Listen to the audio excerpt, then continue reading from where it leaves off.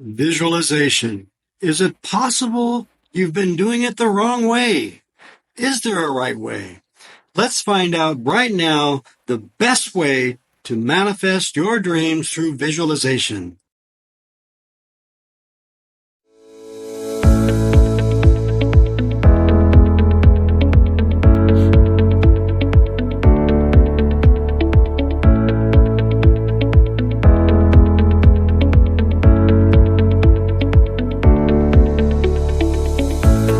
Welcome, friends. Living from the end is our subject today.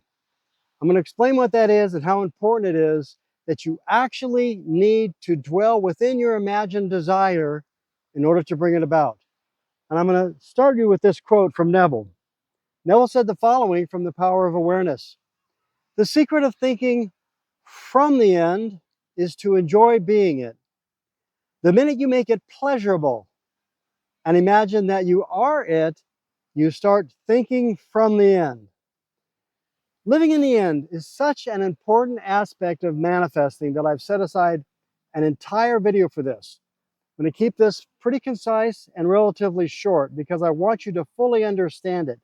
And I'm going to be incorporating two examples, one that you can fully identify with, and also I'm going to bring in my own personal example of how by living in the end, living from the end of the desire that I wished to have fulfilled in my life, I have manifested a magnificent life for myself. And I'm going to relate how you can do the same and learn how to live in the end and from the end. What makes living from the end so uniquely challenging for so many? And what does it mean to live from the end? Let's fully understand that. And again, I'm going to bring in some great illustrations for you to help you not only understand it fully, but be able to apply it in your life. Neville Goddard spoke often about living in the end and the importance of it. So much so that I've actually made sure I made clear notes for you because I want to make sure you get the references from Neville himself so that you can fully understand it. Living from the end means imaginatively stepping into it, being from within it, looking out as if you're already there, as if you already have your desire fulfilled, your goal achieved, and are now living in the success of that particular goal or lifestyle, if that be the case. We've confirmed many times that believing in living from the end and seeing it as a future possibility that already exists, one of the things that makes it not only possible but doable is that in the quantum field, right, or in the fourth dimension, it's referred to in many different ways, the invisible dimension outside of our physical world, where all physical possibilities and manifestations already exist, is referred to by Neville as creation being finished. By that, what Neville meant was that past, present, and future all exist. And our manifesting something from the future is just a matter of imagining it true, occupying it, and then dwelling within it and imagining that we already have it. So one of the best illustrations that I can give you is of a car. Okay? So you might have in mind that you want to manifest an amazing car. All right? So if you're manifesting your new car, using the concept of living from it and dwelling in it would mean that you're not watching yourself drive the car. You're not seeing yourself sitting in the car. You are sitting in the car with your hands on the wheel, right? Driving it.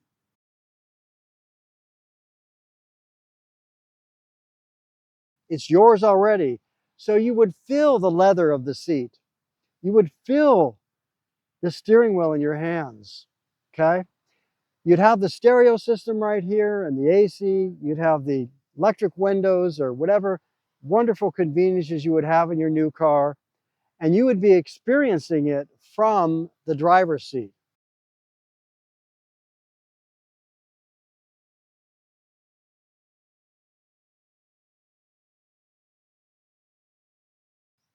You'd smell that new car smell.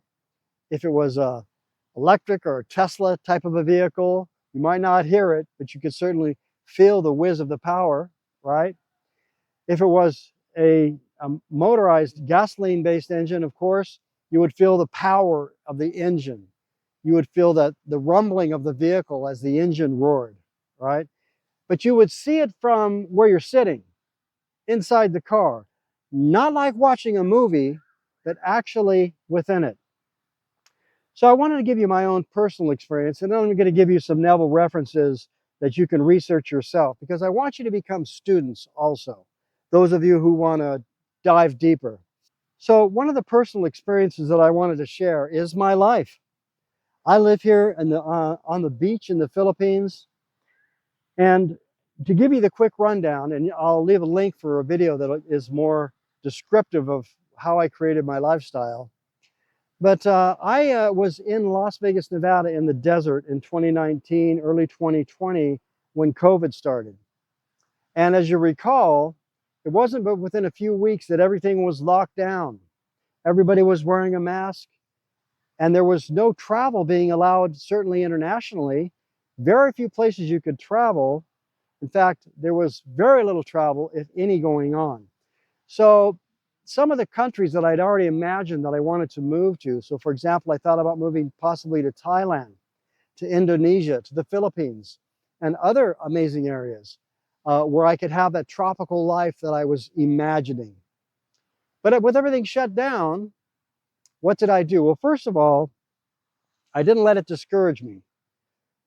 Every night I would fall asleep still imagining that I was living that tropical life on the beach. Now, mind you, what happened is I actually got laid off. I'd already started as a life coach, but I was still working full-time as a salesperson for Hilton.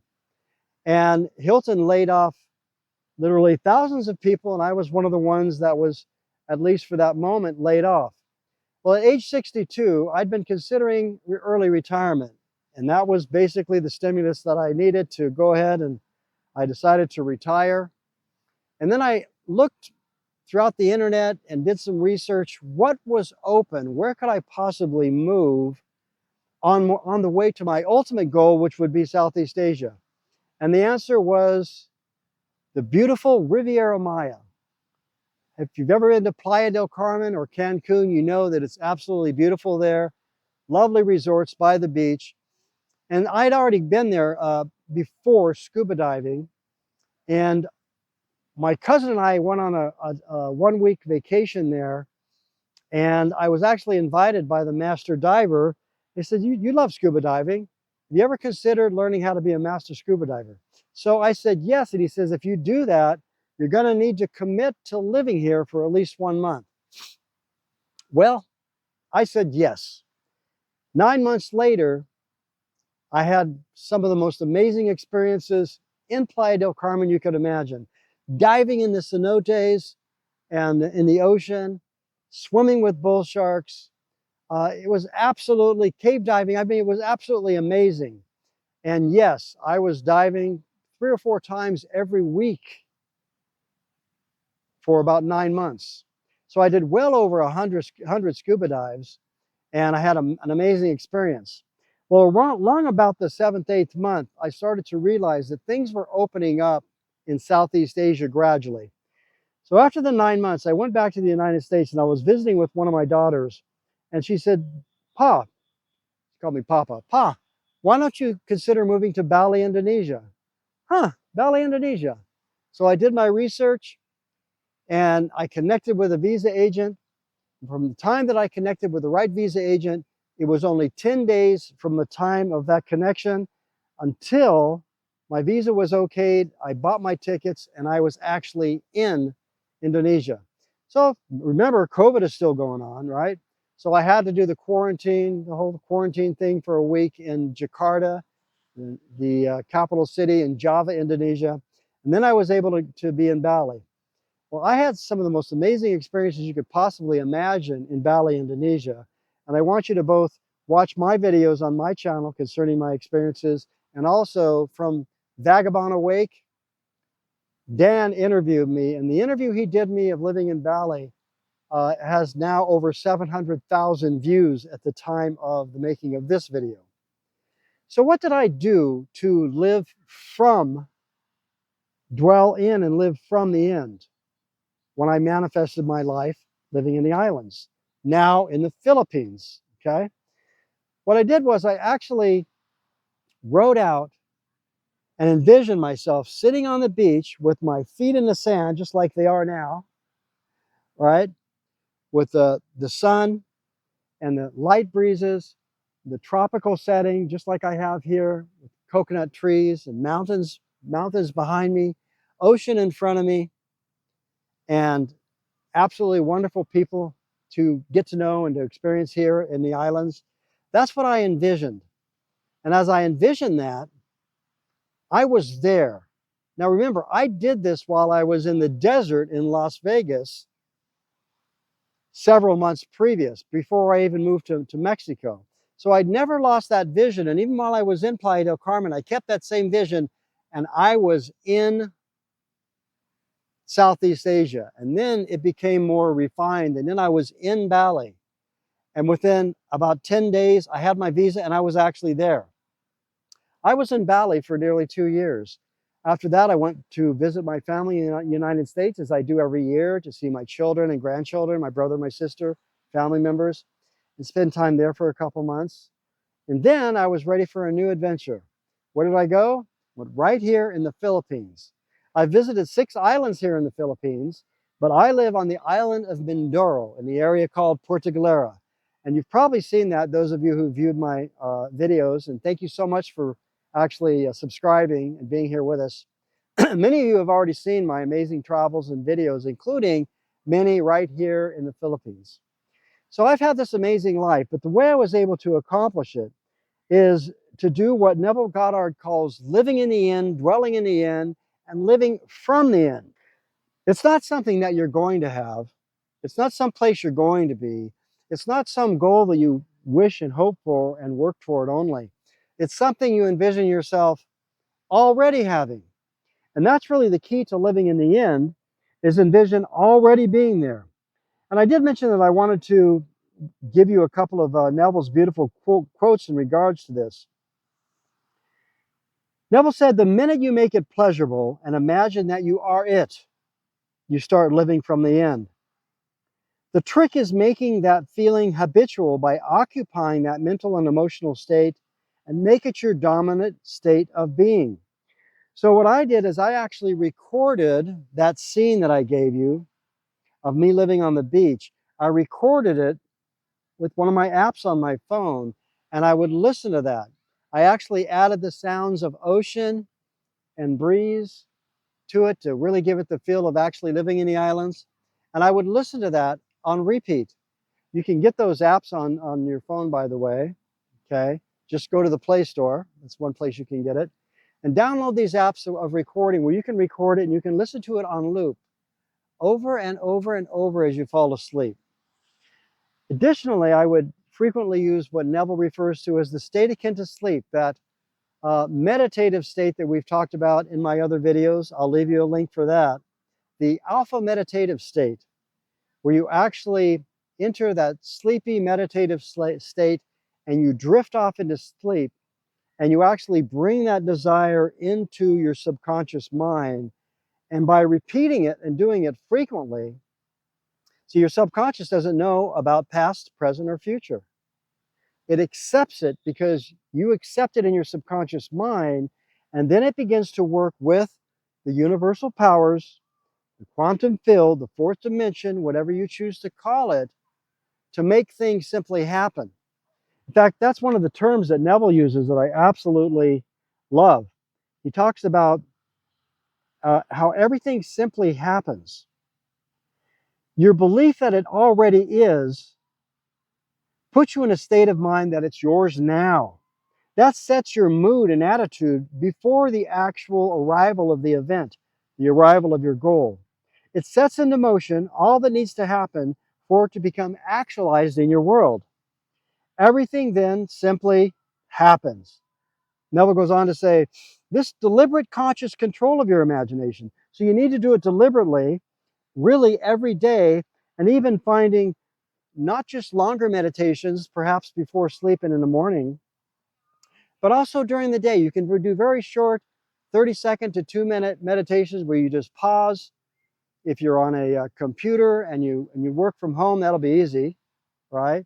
You simply shut it down for a minute, close your eyes, and imagine your desire already filled. You already have that magnificent career, that magnificent job. You already have that new beautiful partner in your life. You're already living in, you fill in the blanks, the beach, the mountains, the other country, the other city that you wanted to move to. You've already accomplished it. You already have that new car. You're sitting in it, even for 30 seconds to 2 minutes. Enjoy that feeling, embrace it with all the vividness you can. Then come back to you're opening your eyes. And if you're working, go right back to work. By doing that frequently, you're living from the in frequently is what will make it really, really effective. So it's your belief that it is already yours that puts you in that state of mind. You need to deliberately choose what you will be preoccupied with mentally. So what do you choose to be preoccupied with? Your problems, your challenges, things at work and that are going on in your life that you don't like? Do you dwell on those things, or do you choose to read healthy books that will feed your mind? Listen to healthy audios and videos, perhaps from YouTube, that will feed your soul with what you need to be hearing. Do you feed your mind also deliberately by taking the time to, regardless of your circumstances, imagine that you've already got your desire fulfilled? And then do you go within it, just like sitting in that car, right? Or imagining that you're already got your feet in the sand, you're looking out at the ocean. Again, you don't see yourself sitting on the beach. You are sitting on the beach and you're seeing the ocean, beautiful mountains like the view I have right here, and you're dwelling within it. That's living in the in. That's living from the in.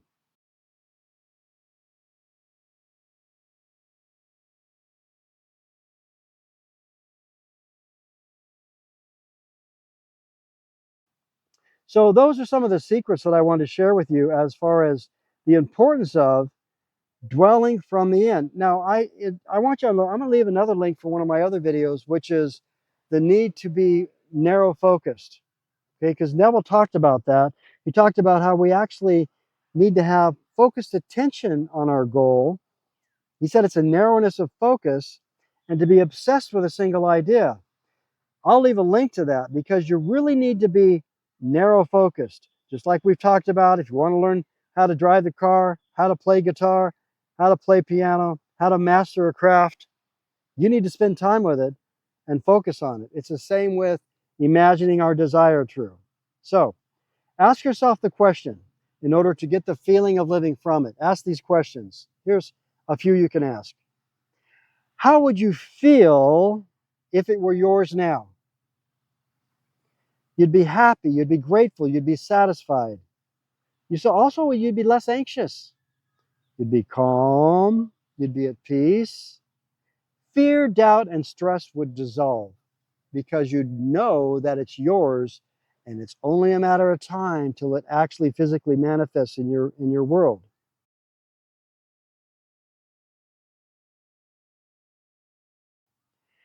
Ask yourself, what would you be experiencing if you had your goal already? You must enter into it and dwell there. So I want to thank you for being with me. And for more, please subscribe, of course. And I would love to get your comments. Your comments make all the difference because we want to get this to reach as many people as possible. I thank you for your commenting. And I wish everyone to manifest their desires and to live and believe better than the best you know.